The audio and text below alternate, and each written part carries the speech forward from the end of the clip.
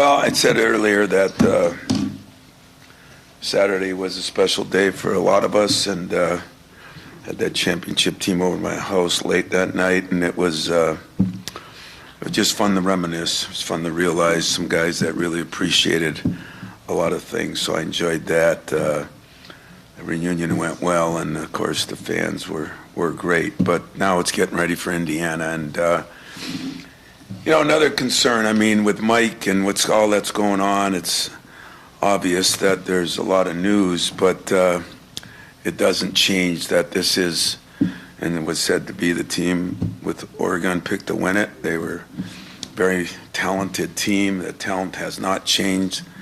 They have struggled as of late, but every loss seems to be a close loss, especially Maryland, Purdue, and Michigan lately.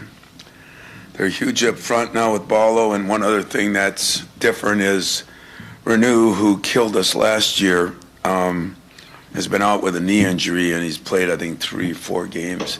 But he's definitely played his last 2, has been his best games. And then both of them are scoring in double figures. Mbako is still a guy. He's averaging 18 and 6, so as a big 6'8", 6'9" wing, that creates problems for us. And they do have experienced guards. Galloway's 6'5", he's big. Gooding's 6'7", he's shooting the daylights out of it. And Miles Rice, who was really good early, it's been a little more up and down, but that is a talented 8-9 guys right there that we're going to have to contend with. As far as our illnesses, we are seem to be improved. Jaden, I'm hoping, can go today. Did not yesterday, but we did not do much yesterday other than walkthroughs, film sessions, and getting some shots up. So, quick turnaround, but ready to go. Questions?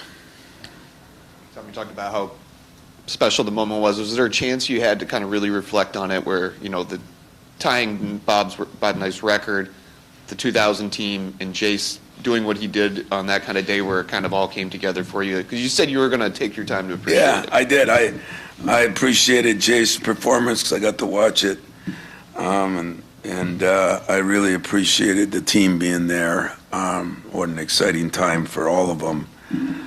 I mean, again, I keep downplaying this thing that I'm not really downplaying, but that was definitely on the bottom of my list. And if it happens, it happens. Tying something doesn't matter.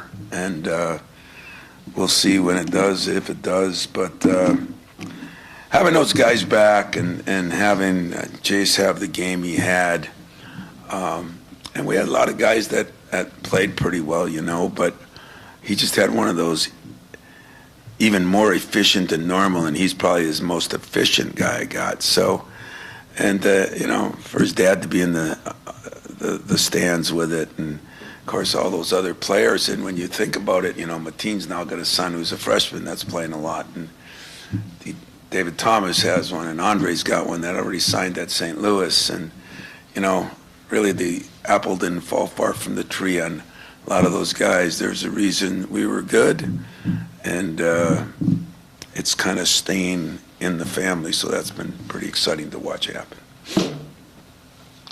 The job that the 3 guys did in the post for you, kind of with the way Jace played, maybe went a little bit overlooked. But I'm wondering what you've seen from Jackson, but also, I mean, Cooper in this last 4 or 5 game stretch seems to have really turned a corner for you. I would agree with that. I think Coop was almost pronounced dead. He just was not playing very well. I've got a new sign in my office that a quote from Pat Summitt that talks about if you're, if you aren't able to say what your mistakes are, it's hard to improve and get better. And I remember Coop walking in my office, and I said, "What's going on?" And he said, I won't say exactly what he said. I'm not playing very well, but he knew it, and so we talked about some things that we thought would help him improve on, and he's been working on his free throws a lot. But I think he put more emphasis into saying, you know what, I've got to work on my jump hooks and that, but to help this team win, I got to be able to defend. I got to be able to rebound. I got to be able to make free throws. I got to be able to run the court. And I think he has been, Jax has had more good games, of course, and had a great game the other night. But I think Coop has just done what you said. Last 5 games, he's made a big difference in our team. A year ago down there, some different personnel, but they were big, and it was obvious that you guys weren't, or at least able to counter what they did in the post. And I'm wondering, when you see it line up this big with Ballo, who you faced before, and you brought in Zapala, you brought in Fiddler, you're bigger. Is this sort of a little bit of a test of the versatility and size that you've brought into I counter? think it is a lot. When you watch Omar, he's definitely in what I think in better shape. I think he's lost some weight. He's so big, it's hard to, he seems to be moving better. And like I said, the Renew thing, the problem is you almost got to watch tape on last year, because up until the last 2 or 3 games, he wasn't playing, or he wasn't playing nearly, with a pretty good knee injury from what I was told. Together, which they've only played together sparingly in these last couple of games, they're a load, and that's going to be an issue, and you look at the games they've lost, and they were all right in them, and now getting Renew back, I think, as I said, when you play 20 games, long season, you have everybody seems to be having these 4 and 5 game losing streaks. So, a lot of Maryland early, UCLA was, Oregon, now Indiana. I mean, these are talented teams. Some of it is the schedule, some is when you play them, and some of it, in all honesty, is the injury. Like Illinois still could be the best team out there, and they've had injuries, illnesses, sicknesses, mono. I mean, they've had a lot of different things that have done that. So I would say this will be a big test for our bigs in a lot of ways. That's for sure. Tom, sort of big picture, not asking within the context of this game or last game, but watching college basketball, I was wondering, you've had Shimon now for more than half the season.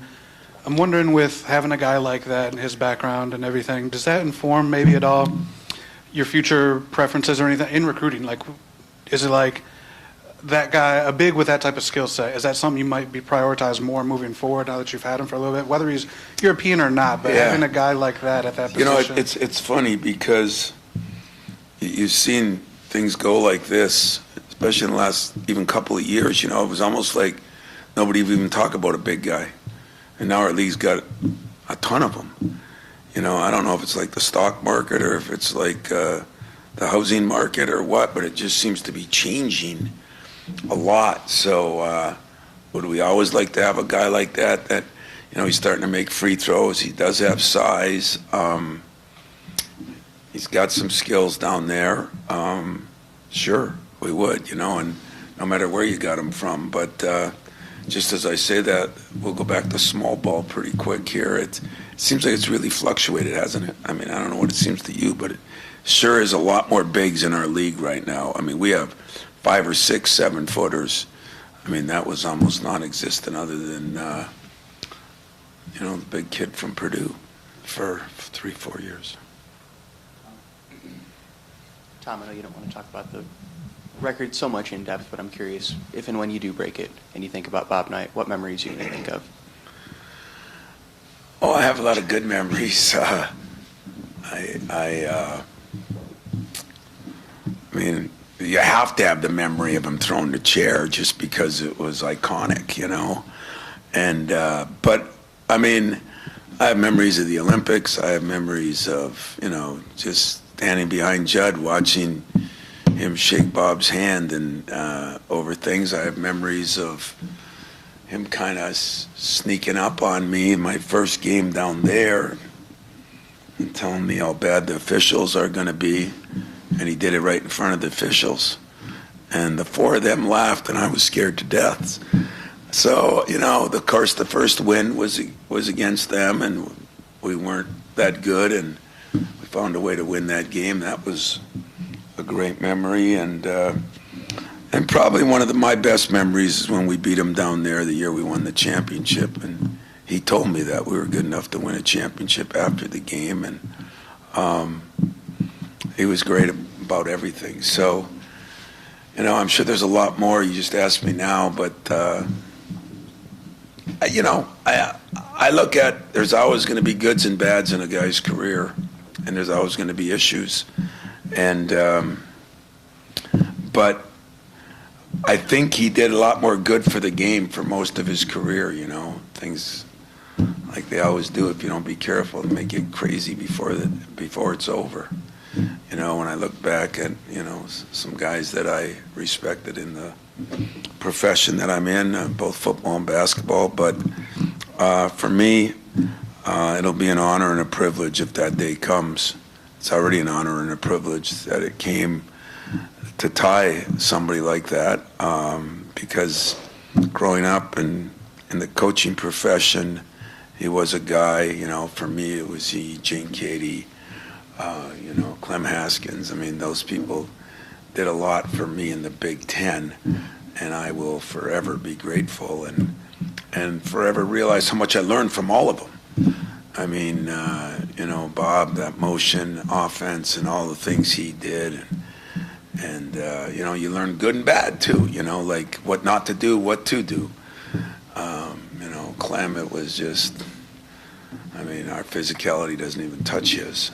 And Gene, of course, is still one of my all-time favorites. So I was fortunate, but Bob was, he was the standard. You look at the national championships he won. How many Final Fours did he go to? You would know. Yeah, he went to 5. And look at the Big Ten he won.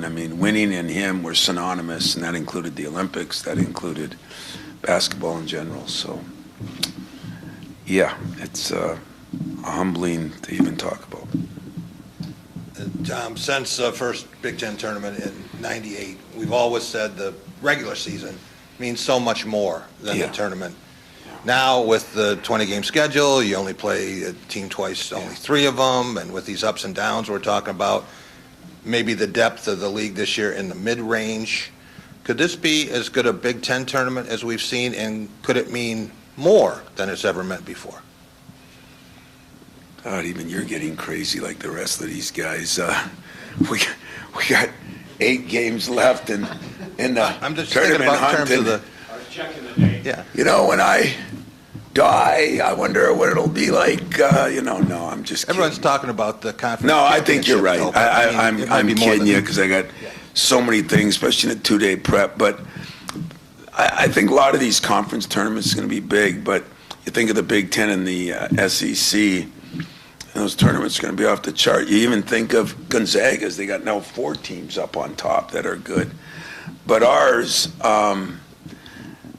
and somebody's going to come out, because I've really never looked at this year who got the break in the schedule. I'm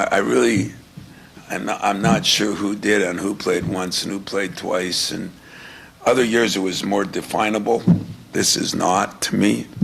And so you're going to go in there and someone's going to beat somebody and everybody's going to question it. Like Illinois is the best example right now. They just won big the other night, and what do they got, 6-7 losses in our league? And most of that is because of injuries and illness, I think. But I think it will be one of the best ever because the number of good teams, everybody will be playing for something. Now that we only have how many, 15 of the 18, and there's a good chance that 12 or 13 of them will be playing for an NCAA berth in a lot of ways, maybe more, the way it's going right now. So, yeah, I think it'll be a hell of a tournament for you guys, for the fans. Hey, Tom, you touched on a little bit that you had a chance to reflect yesterday. Curious to know if there was a moment where you were deliberate and looking around and reflecting, and also, can we revisit the non-quarterback controversy for educational purposes? Is it controversial because it calls into question loyalty, player? Okay, one way or other. Can you just give us some insight on that? Now, first part of the question is, I think right when the game ended and I realized all those guys were right behind me, that was a moment I took. Instead of going down and shaking the coach's hand right away, I went to those guys first. I figure everything I've done, everything I own, everything I've been able to do is because of them. And it really is. Mateen got up at our little reunion upstairs and gave me more credit, but the truth of it is, if they didn't start it, that year 3, most of you weren't around, but Jack, you were. I was on the, I guess now we call it the hot seat. That was like 5 games into the year, and that hot seat was getting hot. And those guys kind of saved the day, and so that was one. And then when I was able to talk to the crowd, or when I was standing there with, about 30 seconds left, I did an El McGuire, I just kind of looked up at the place and I said, wow, at that time, nobody had left and it was packed. And I got one of the all-time texts that I will share with you. I got a million texts that night, of course, and from some great, great people and great, great coaches. But I got one from Steve Elford. And it was to congratulate me on tying that, but it was also talking about him and his wife and one of our former employees, whose brother works here now, Claire Donnelly, works for Steve out there, and she used to be one of our student secretaries. And anyway, he said we were watching it and amazed. He said, I was amazed how many former players and coaches came back there, he said it. And then he went on to say, it reminded me when he got fired at UCLA, I had called and he was kind of trying to make a tour. He was trying to hit about 10 or 15 schools the next year, programs just that he could go spend time with. And he came here and it was on senior night, which was also our, I think it was our reunion then too, but it was also senior night. And he came here, stayed at my house, spent 3 days with us. And he said, you've got the best culture in college basketball by a lot. And I went and visited some of the top programs, and I watched this weekend. And whenever you get frustrated, appreciate what you got, because nobody has it. Well, I don't know if that's totally true, but I told him it was one of the best texts I got, because that probably means more to me than a record, than a wins, and even a championship. And that was pretty cool.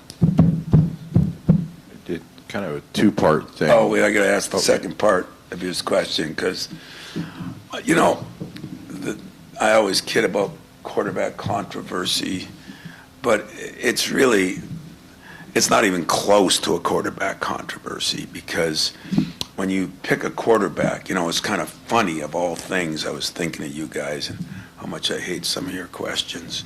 But as I was watching a little bit of the Super Bowl, and I was thinking of Hurt and what he did, and Nick, and I had talked to Nick about it after that thing happened when he changed that halftime.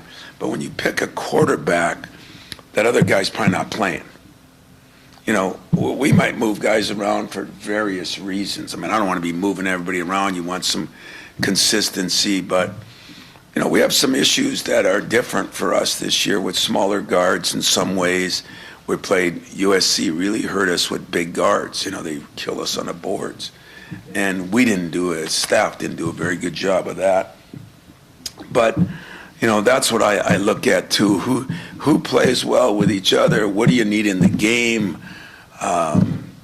We're going to play a game that has 2 really good bigs, but you know how they played the last 5 weeks? They played with Goody. Remember him from Illinois? He's been their 4-man most of the time because Renew's been out. So they went from a shooting 4-man to now a powerful post player in Renew. So there's really no controversy. There's no loyalty. The best players should play. There's loyalty that you, on first right of refusal, more or less. But play the game. You got to play, and are you working at it? You know, are you working at it? Are you doing all the things? I mean, that's one of the things I talked to Coop about. You know, are you doing all the things? Well, he was doing a lot with his free throw shooting. That improved. You know, in the 2 hours at the end of my house the other night, I sat with 9 guys in the back room, and they were talking about something that we did that I mean, some that I can tell you, some that I can't, but because I don't incriminate myself. But one of them was, you know, we had meetings every night. We weren't very good, so we had meetings every night. And practice, eat, meetings. Now, you know, God, you can't go over this many hours. And I mean, there were no rules back then. It was more fun. And the meeting was we'd meet for an hour, and then we had just gotten satellite dishes and that, you know, that's when they were, and they'd want to watch, because they didn't have that at home, they'd want to watch a game that was on TV, a college game. We sat in this room down here, we watched college games, and then that'd get done at 11 o'clock, and they'd say, Coach, let's turn on the NBA games out west, you know. We'd sit down there with 6 or 8 guys, and Mike Garland was there, and Brian Gregory was there the other night, and we were just talking about how many times we just sat around watching games together. We were all together, you know, and I miss that, but I think a lot of kids missing out on that, because I watched 9 guys talk about things like that for 2 hours. You know what an impact that must have had on them 25 years later? You know, now we made it so that the NCAA and everybody thinks it's a grind to spend time with people. No. Sometimes it's fun to spend time with people. And so it was refreshing for me. But so there's no quarterback controversy, and it's my fault because I said quarterback controversy whenever I speak about stuff like that. Players are going to play. If I change things here and there, whether it was Coop or could still be Coop, or minutes are probably going to stay the same or change. I told you minutes are going to change a little bit. They are going to change a little bit. That's what happens as the season goes on. Question. Well, first of all, Hurts is the first Nick quarterback, I think, to win a Super Bowl. He's one of the first Nick quarterbacks. I think he might be. And Nick's a D-back coach. Yeah.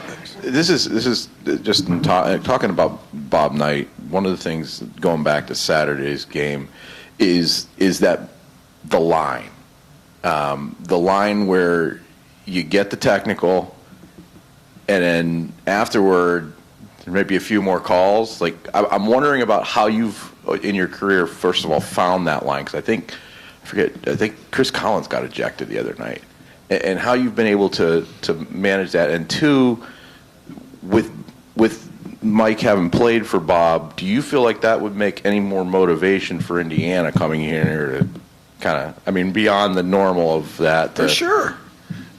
I mean, I think they'll be motivated, you know, still for their coach. I think Mike will be motivated. You know, the line, I don't know about the line. I bet you half you were hoping I threw a chair, right? So you could say, I knew you were. Listen, I think the last, you know, everybody kind of, once you do something, that's what you do for life, you know. I mean, I haven't had many technicals in the last 5, 6, 7 years at all. And, you know, I mean, I thought it was warranted. I knew it could hurt us. I didn't look at it like I'm going to get more calls. I can promise you that. Those days are over, because there's too many officials now. You got too many people all around the country. You know, when it used to be the Big Ten, was Judd was there, we'd get the same guys every other game, it seemed like.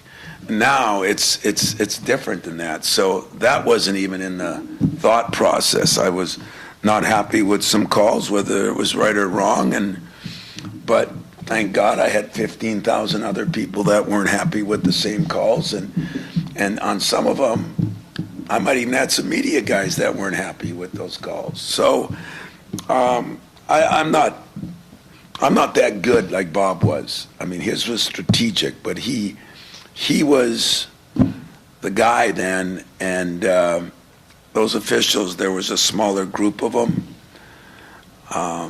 I would never go into a game thinking I could influence anybody or that I would, because half the time I don't even know the guys I'm having anymore. That's odd for thinking that you've been in the league 40 years. Tom, you mentioned Jaden and the health earlier. Would you anticipate to have a full lineup on Tuesday night? And then secondly, not that you want to be shorthanded, but how much did you guys learn from being able to play without Xavier, without your starting point guard, and to be able to be successful? Well, I think every time there's some adversity, you learn something, sometimes positively, sometimes negatively. You know, like when we always go on the road, or if we're at home, and the other team comes up with an injury right before the game, I swear to you, 9 out of 10 times for that one game, it seems like a team plays better sometimes. You know, things just happens that way. But you know what I learned most in that game is, you know, Jace has been efficient all year. He's been efficient, probably averaging 7, 8 shots a game, and he got 13 in this game because he had to play more minutes. I also know that we had some guys, a lot of guys that got tired, so the strength in numbers thing is still very valuable to us. But like I said, the minutes may change some, you know. And but I was impressed. I was impressed that Trey came back and made some shots in that second half that were critical, and that we got the ball in there to Kohler, and he did a very good job. But when you have a game like Jace had, it wasn't that he hit a bunch of wild shots. I mean, he just hit some good shots, and I think, you know, are they going to guard him different now? Maybe. Was it a surprise to them? I don't know. I know he can do those things because I see it every day in practice. Now, to that level, that was a special night, you know. It was, maybe that was for Dad, you know. But it was just cool the way it happened, and it wasn't like I sat there and said, wow, he made some shots he could never make again. I thought the greatest part of what he did is he took a lot. In fact, one time he came to me and said, I took a bad shot. I said, yeah, everybody's allowed one, and that's about what he had. He took a lot of good shots, and he made good shots. So I was pleased with that, and pleased the fact that he got to the line and he didn't have one turnover. I mean, that's taking care of some things, to be honest with you. The team help you expect everybody to do? I do. Jaden would, I mean, like we woke up today and my phone said, no bad news. I mean, it was 3 days in a row we woke up and somebody was sick. And then when we heard the stuff from UCLA and a few other teams, a lot of people were getting sick. And it wasn't anything that lasted 3-4 days. It was like that 2.5 day thing, but no bad news today. So, and then I talked to Jaden and our trainer today, and that he should be able to practice.